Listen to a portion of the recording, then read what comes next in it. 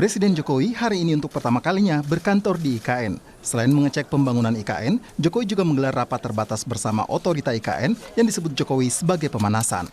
Jokowi menyebut belum mengagendakan rapat kabinet di IKN karena menunggu menteri kembali dari luar negeri. Ya, kalau berkantor ya soft ngantor lah. Hari ini saya rapat mungkin dengan OIKN, dengan gubernur dan bupati di sekitar IKN, saya undang untuk pemanasan. Ya nanti nggak tahu harinya Pak Menseknek mau ditentukan kapan, saya masih belum. Apakah dalam waktu dekat ini ataukah Agustus, belum. Tergantung Pak Menseknek. Karena menteri-menteri kan juga masih banyak di luar negeri. Presiden Jokowi mengakui pembangunan IKN dalam proses pembangunannya akan membuat warga sekitar menjadi tidak nyaman. Namun, Jokowi mengeklaim pembangunan IKN berdampak pada pertumbuhan ekonomi ke daerah sekitar IKN. Pertama masih dalam proses pekerjaan ya, jadi dan kondisi kalau pas hujan panas ya debunya banyak. Menggerakkan ekonomi luar biasa. Tetapi coba dicek di BI di Kalimantan Timur, growth pertumbuhan ekonomi pada kuartal pertama berapa persen, tahun ini kuartal kedua berapa persen, artinya pembangunan ini juga berdampak pada wilayah sekitar IKN. Sebelumnya juga terakhir setahu saya sudah di atas 7, lebih dikit. Tinggi sekali. Kami kutip dari data BPS Kalimantan Timur, pertumbuhan ekonomi di provinsi itu tumbuh sebesar 6,22% di tahun 2023. Angka itu naik 4,48% dibandingkan tahun sebelumnya. Di triwulan pertama tahun ini, pertumbuhan ekonomi Kalimantan Timur sebesar 7,26%. Secara umum, pertumbuhan ekonomi di Kalimantan memang positif naik, terutama Provinsi Kalimantan Timur yang menyumbang kontribusi tertinggi. PLT Kepala Otorita IKN sekaligus Menteri PUPR Basuki Hadi Mulyono menyebut saat ini pembangunan Istana Garuda dan Istana Negara konstruksinya sudah 100%. Saat ini menurut Basuki tinggal penyelesaian tahap akhir. Iya, dekor lampu itu lagi di finishing. Kalau konstruksinya semua sudah 100%. Pengamat kebijakan publik Agus Pambagio menilai pembangunan IKN tidak perlu mengedepankan seremoni 17 Agustus. Agus mempertanyakan urgensi peringatan 17 Agustus di IKN jika pembangunan IKN belum rampung. Ini legalitasnya bagaimana, tetangganya seperti apa, air ada nggak, telepon ada nggak, kan begitu. Nah, kalau pindah mau aksi itu aja bisa, tapi tidak ada di dunia ini yang ibu kota 2 tahun sudah orang bisa kementerian bekerja di sana, tinggal di sana, nggak ada. Siap, ya seremoni sih bisa saja, tapi ngapain di situ? Apa yang mau dilihat? Kan hanya menunjukkan bahwa ini loh, saya bisa bangun ini. Ayo kita upacara di sini. Buat apa? Ini dan saya kalau sekarang upacara di sana, saya concern soal safety. Semoga tim istana bisa menjaga itu, karena semua ada kesehatan. Jadi kalau sesuai dengan safety, semua yang upacara pakai safety helmet, pakai rompi, segala macam. Presiden Jokowi menyebut akan berkantor di IKN selama 3 hari. Aktivitas Jokowi berkantor di IKN untuk memastikan kesiapan pelaksanaan upacara 17 Agustus di IKN. Tim Liputan, Kompas TV. Saudara Presiden Jokowi membantah pembangunan IKN dikerjakan terburu-buru tapi dikerjakan sesuai perencanaan. Presiden Jokowi juga menepati janjinya berkantor di IKN bulan Juli ini. Lalu apa sebenarnya target Presiden berkantor di IKN kali ini? Kami bahas bersama Johannes Joko, tenaga ahli utama KSP, dan juga Mardhani Alisera, anggota Komisi 2 DPR RI dari fraksi PKS. Selamat malam, Assalamualaikum Mas Joko, juga Bang Mardhani. Waalaikumsalam Mbak Friska, Pak Mardhani, selamat malam. Selamat malam pemirsa Kompas TV. Selamat malam, saya ke Mas Joko dulu. Jadi Pak Jokowi berkantor 3 hari. Nah, apa yang ingin ditunjukkan serta apa target pembangunan yang memang sudah progresnya terlihat lebih baik dibandingkan sebelumnya? Ya, yang pertama sebenarnya bahwa apapun yang dilakukan terhadap IKN itu sebenarnya sudah ada perencanaannya, sudah ada tahapannya begitu Mbak. Bahwa Pak Presiden berkantor akhir Juli ini sebenarnya kalau kita mau lihat itu mundur beberapa hari, karena kan kalau kemarin wacananya kan di bulan Juli, karena memang karena kondisi alam, hujan yang nggak berhenti-berhenti, ada permasalahan-permasalahan pembangunan teknis tertentu yang tidak bisa diselesaikan secara cepat. Jadi ini bukan sesuatu yang terburu-buru, ini bukan sesuatu yang dipaksakan, tapi memang ini yang sesuatu yang memang sudah direncanakan jauh-jauh hari begitu Mbak Rizka. Kalau bicara soal bagaimana dengan keselamatan nanti, kan yang jadi target terdekat adalah 17 Agustus. Ada kritik misalnya dari pengamat kebijakan publik bahwa ini kan masih area proyek yang dalam pengerjaan, harusnya masih pakai helm misalnya, dan juga bagaimana ukuran keselamatan saat upacara. Nah ini bagaimana penjelasan detailnya? Iya karena memang Pak Agus mungkin belum melihat langsung ke IKN begitu ya Mbak ya. Kalau saya kan kemarin baru aja pulang dari IKN. Sehingga situasi dan kondisi, misalnya tempat yang akan dilaksanakan upacara, mulai dari Istana Garuda yang tadi diinformasikan Pak Basuki, kemudian Istana Negara, Plaza Seremoni, lapangan upacara, Sumbu Kebangsaan, sampai jalan keluar yang menuju di Trans Kalimantan itu sebenarnya udah nggak ada masalah gitu.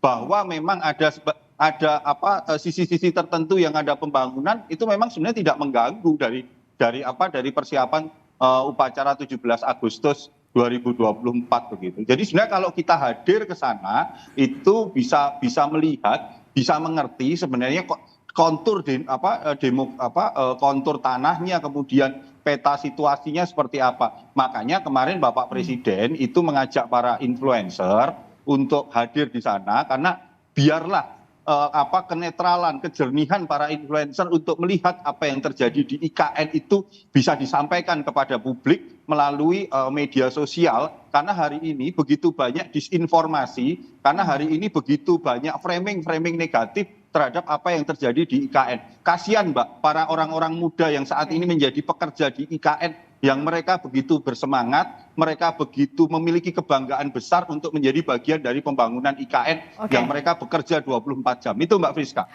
Bang Mardhani, apakah yang Presiden tunjukkan berkantor 3 hari di IKN sampai boyong influencer juga ini sudah bisa menepis keraguan publik soal IKN? Yang pertama, Friska, saya apresiasi dulu Pak Basuki dan tim otorita IKN serta Pak Bambang otorita yang dulu.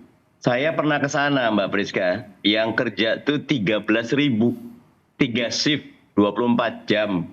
Jadi ini luar biasa, proyek kolosal. Saya kadang nyebutnya proyek Roro Jonggrang ya, semalam jadi gitu loh. Dan karena itu apakah ini akan sukses, nilainya jangan sekarang. Mungkin 1-2 tahun ke depan, karena nyuwun sewu Mas Joko, jangan sampai karena tenggat deadline kita terburu-buru. Alam itu punya caranya sendiri. Kita jangan melawan alam, tapi harus betul-betul bersahabat dengan alam. Dan karena itu, saya justru apresiasi Mas Joko. Pak Jokowi tidak maksain di awal Juli atau pertengahan Juli, di akhir Juli. Itu udah bagus, karena jangan dipaksa. Tetapi lagi-lagi, saya ingin ini jangan proyek yang sesaat, mesti sustainable, mesti betul-betul jadi kebanggaan. Saya melihatnya sekarang Mbak Friska, ini baru Pak Jokowi yang bangga gitu loh. Harusnya ini jadi kebanggaan bangsa. Gitu. Kenapa sih kalau dari sisinya Bang Mardhani, kenapa ini belum jadi kebanggaan bangsa begitu? Ya karena memang yang datang ke sana masih sangat sedikit. Betul. Terus masyarakat, gini Friska, hitung-hitungan nih ya, Pak Mas Joko pasti tahu. Koefisien bangunan yang dibolehkan di IKN itu cuma 0,3. Artinya cuma 30%. Karena kita sedang membangun city in the forest. Awalnya 0,25. Artinya kalau kita punya 100 meter, cuma boleh dibangun 30 ya. meter persegi. Padahal biaya tanahnya itu tetap mahal, Mbak. Jadi saya agak khawatir nanti yang tinggal di sana adalah kelompok tertentu. Makanya investor-investor tertentu, saya belum lihat harusnya ada tempat untuk UMKM, ada tempat buat koperasi, ada tempat buat masyarakat kebanyakan. Karena zaman Soeharto saja itu berlaku 136, 1 rumah mewah, 3 rumah menengah, dan 6 rumah subsidi. Saya ingin IKN dimiliki semua. Kalau sekarang kan yang dikedepankan istana negara. Yang tinggal di istana negara berapa sih Pak Joko? Padahal kalau mau jadi ibu kotanya masyarakat, ya betul-betul itu dirasakan sebagai ibu kota seluruh bangsa Indonesia. Nah, Mas Joko, gimana agar sense of belonging ini dirasakan oleh seluruh rakyat Indonesia tadi? Dari segi eksklusivitas, jangan sampai ini eksklusif dan ini bisa memang dijangkau lebih banyak lagi kalangan. Sebenarnya nggak eksklusif ya Mbak ya, karena memang pembangunan, tapi terima kasih tadi apa yang disampaikan Pak Mardhani, itu begitu masukan yang baik bahwa kita perlu tentang IKN ini menjadi milik bersama, dan itulah berbagai upaya yang dilakukan oleh pemerintah dan juga Pak Presiden kemarin mengundang para influencer agar mayoritas dari penduduk kita yang Gen Mil dan Gen Z ini tahu benar apa sih sebenarnya yang sedang dilakukan di IKN begitu Mbak, bahwa ini menjadi kekhawatiran ini hanya menjadi kelompok orang tertentu dan segala macam.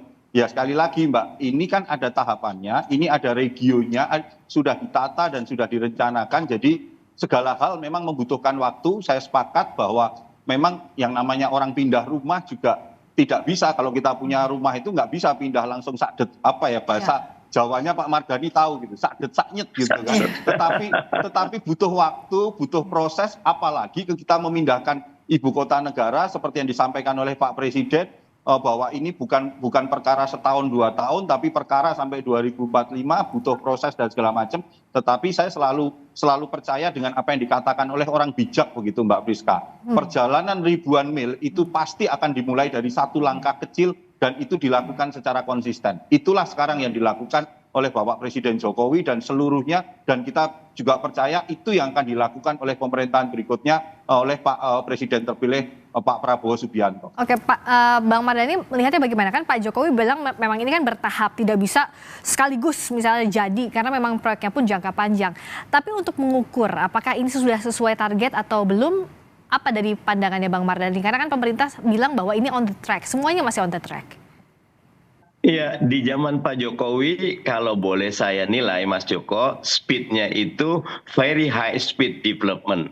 Tapi how low can you go? Berapa bisa tahan? Sekarang ini ruang fiskal kita pendek sekali gitu loh.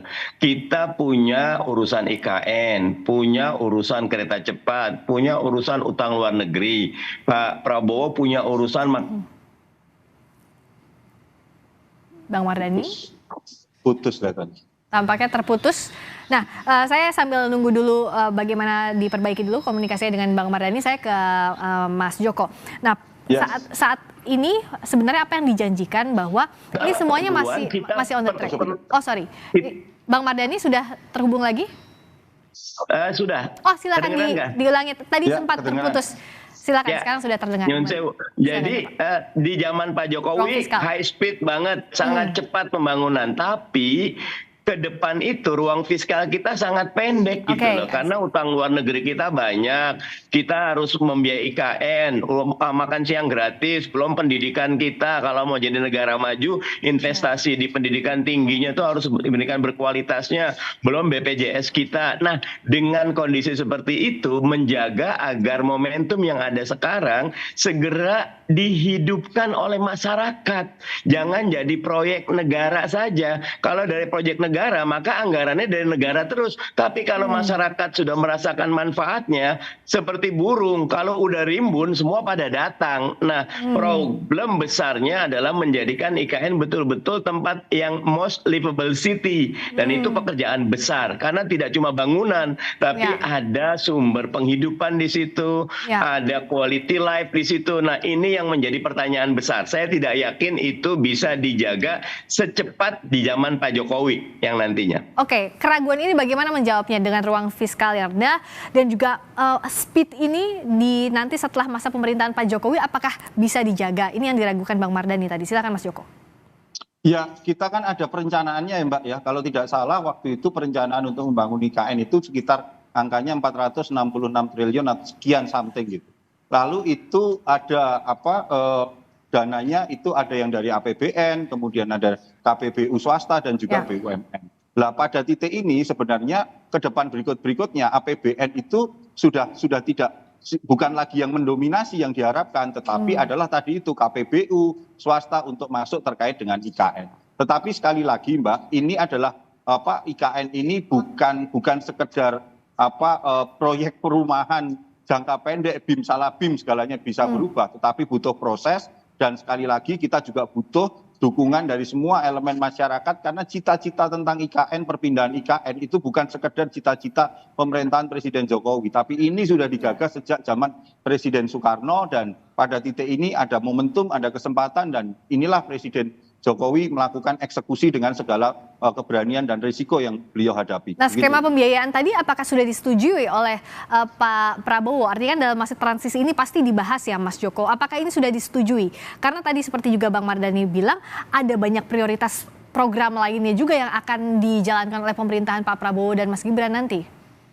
Ya itu nanti kita tunggu saja Mbak. Sekarang ini kan sedang terjadi sinkronisasi, sedang terjadi ada Wakil Menteri Keuangan Mas Thomas Jiwandono dan juga dari pemerintahan ini, maka kami kok yakin Mbak bahwa keberlanjutan apapun bentuknya, karena kalau kita lihat sebenarnya apa yang dilakukan Pak Presiden Jokowi di periode pertama beliau fokus pada pembangunan infrastruktur, lalu pada periode kedua fokus pada pembangunan SDM, tapi karena ada COVID dan segala macam maka segalanya berubah, maka sebenarnya apa yang dilakukan oleh pemerintahan berikutnya kami berkeyakinan dengan kelanjutan itu.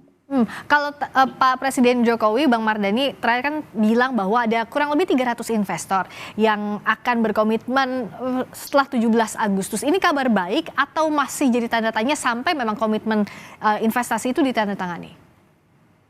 Kalau MOU satu hal, groundbreaking hal lain. Koreksi saya Mas Joko, yang groundbreaking itu mayoritas adalah dalam negeri. Betul. Itu udah bagus ya. Dan dalam negeri itu saya melihat banyak diantaranya yang memang merasa banyak dibantu Pak Jokowi atau mengapresiasi Pak Jokowi. Tapi kalau kemampuan modal dalam negeri kita terbatas. Kayak kalau kita melihat di saham, mayoritas saham itu dikuasai oleh asing. Jadi kalau belum ada satu pun asing yang groundbreaking, ini masih jadi catatan. Oke, nah ini bagaimana catatan soal belum ada asing yang groundbreaking sampai sekarang? Kan disampaikan waktu itu Mas Joko bahwa itu nanti ada step berikutnya setelah 17 Agustus. Nah, progresnya apakah sudah ada memang investor potensial asing yang akan tap in di IKN? Ya, sejauh informasi yang kami terima memang sedang proses Mbak, seperti yang disampaikan juga oleh Bapak Presiden, ada beberapa regulasi yang sedang dibereskan oleh OIKN kan, sehingga para investor asing itu menunggu untuk melakukan eksekusi. Tetapi kurang lebih begini Mbak, apa yang dilakukan hari ini itu kami meyakini ini sudah on the track sesuai rencana dan tahapannya. Tetapi yang terpenting adalah bagaimana seluruh komponen bangsa hari ini itu melihat IKN itu sebagai sebuah kebanggaan kita bersama, kebanggaan anak bangsa. Jadi kalau Bapak Ibu dan teman-teman semua bisa hadir di IKN, itu akan melihat spirit auranya, kebanggaan kita sebagai sebuah nation dengan memiliki ibu kota negara yang dibangun sendiri oleh anak-anak bangsa ini, itu akan muncul. Begitu. Nah, kalau dari Bang Mardhani melihat agar kesinambungan juga sense of belonging, rasa kepemilikan ini bisa dirasakan oleh bangsa Indonesia secara umumnya, ini apa yang harus dilakukan pemerintah dalam waktu singkat? Karena kan yang dilihat pasti per term ya, per masa pemerintahan. Saat ini yang sedang melakukan pembangunannya di masa pemerintahan Pak Jokowi. Sebetulnya Pak Jokowi udah kayak Indonesia for sale atau IKN for sale ya, karena bisa memberikan hak pengguna lahan itu sampai 190 tahun, itu panjang sekali. Mbak Friska, Monggo Pak Mardhani, tapi nanti Silakan. saya ingin klarifikasi. Oke, silakan. Siap, Pak siap. Mardhani. Tapi maksud saya adalah memang kita nggak bisa instan. Segera perbaiki easy of doing business kita. Beberapa investor tuh ragu dengan masalah tanah ini. Kita tahu salah satu yang menyebabkan pergantian kemarin ada hampir 2.900-an hektar masyarakat yang belum bisa dipindahkan. Ini adalah fakta. Kenapa? Karena kita punya banyak aturan yang masih saling sengkarut. Nah, usul saya memang kita harus jujur. Ayo kita bereskan, memang kita belum ada asing, tidak kenapa. Tapi modal kita sendiri juga bisa. UMKM bisa diminta masuk, universitas juga bisa diminta masuk, private juga bisa diminta masuk. Jangan takut, walaupun nggak ada asing juga malah bagus kok. Ini dimiliki oleh bangsa sendiri, gitu. Oke, silakan. Ya, satu Mbak, Mas kesempatan ini kan waktu itu Pak Mardhani menyampaikan IKN for sale karena ada Perpres nomor 75 tahun 2024 terkait dengan izin 190 tahun. Mohon ini dalam kesempatan ini saya ingin menjelaskan bahwa 190 tahun itu bukan bandlik utuh orang datang dikasih 190 tahun, tetapi ada tahapan-tahapannya mulai dari pemberian hak 35 tahun. Kalau misalnya oke, dia benar komitmen baru ditambahin 25 tahun. 25 tahun yang kedua, dan inilah yang disebut sebagai satu siklus. Kalau satu siklus memang dia oke dalam pemanfaatan lahan baru ditambahin. Jadi jangan ini seolah-olah disampaikan di framing ini menjadi satu IKN itu sesuatu yang dijual, tidak, tetapi ini adalah upaya pemerintah untuk meyakinkan para investor masuk, karena ya kalau memang tidak ada kepastian, ya siapa yang mau masuk untuk di wilayah IKN begitu. Inilah salah satu upaya yang dilakukan oleh pemerintahan Presiden Jokowi. Jadi framing ini mesti kita sama-sama, ini Pak Mardhani kita luruskan. Jadi izin pertama yang diberikan itu bukan langsung 190 tahun tapi 35 tahun Pak Mardhani. Terima kasih Mbak. Bang Mardhani gimana untuk merapikan agar investor datang begitu, agar tertarik untuk di IKN ini berinvestasi? Kita ini hidup di era yang sangat transparan, Mbak Priska ya. Kayak akuarium, udah kelihatan kok. Bahkan tiap tahun itu ada livable city index gitu loh. Indeks kenapa Singapura tinggi terus, kenapa Melbourne, kenapa Sevilla, karena memang menyediakan tempat yang nyaman untuk tumbuh berkembang. Kalau saya usul Mas Joko, bangun universitas terbaik dulu di IKN.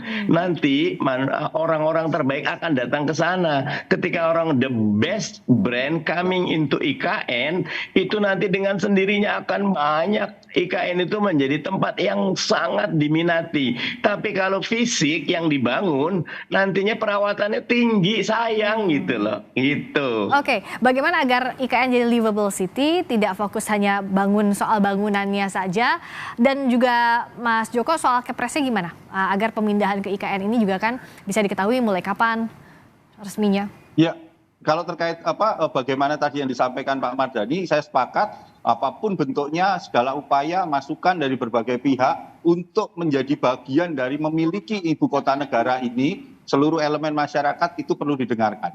Tetapi sekali lagi, semua proses-proses ini perlu kita dialogkan kepada seluruh komponen masyarakat. Terkait kepres Mbak, nanti kita tunggu saja Mbak, karena itu memang nanti dari Sesnek maupun dari Pak Presiden nanti yang akan menginformasikan begitu. Ya, kita akan pantau bagaimana progres dari pembangunan Ibu Kota Nusantara. Diharapkan sesuai dengan target dan juga masyarakat bisa bangga dengan pembangunan IKN ini. Yang tentunya kita harapkan semua prosesnya transparan dan juga berjalan dengan baik ya. Terima kasih Mas Joko, terima kasih Bang Mardhani. Terima kasih Selamat malam. Pak Mardhani. Terima kasih. Mas Joko, Priska. Terima kasih.